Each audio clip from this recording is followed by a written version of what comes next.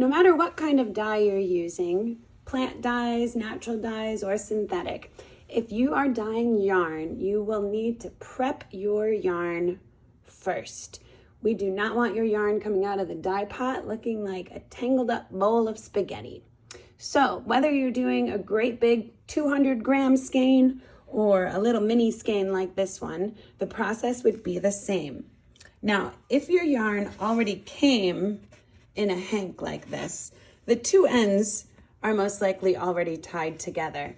But if you're making mini skeins like this one here, we'll want to make sure that we tie these two ends together, and we don't want them to be sliding around. So first thing I'll do is I'll take the two ends and I crisscross them over like this. And I'm going to divide my skein of yarn roughly in half. And now I'll weave these tails over and under, over and under. So what I've made is like a figure 8. And now I can tie the two together.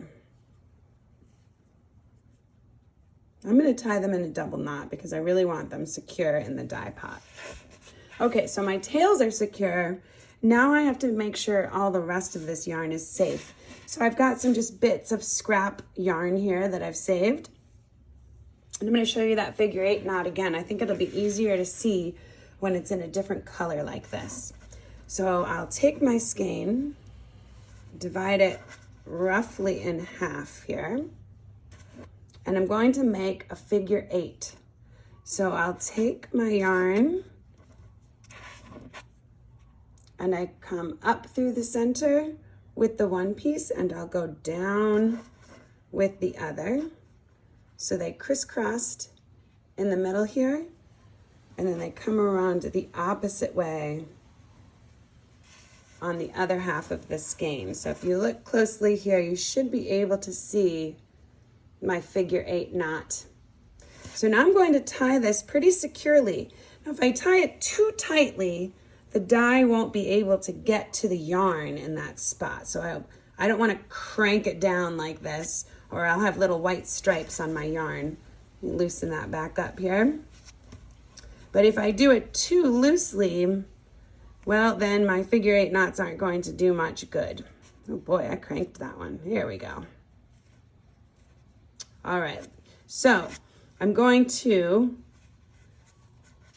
tie my figure 8 firmly, but not too tight. And I want to be sure I tie a double knot. Now, oftentimes with 3rd graders, I'll teach them how to tie these figure 8 knots, and they prep the yarn themselves. But one thing I've noticed is that some children forget to make a double knot, and so the figure 8s come off in the dye pot.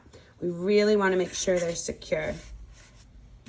So my general rule of thumb is that for any skein, I'm going to do at least 6 figure 8 knots all the way around that skein to make sure it's nice and secure. If you have a really long skein, you might want to do more than that, but I wouldn't do less.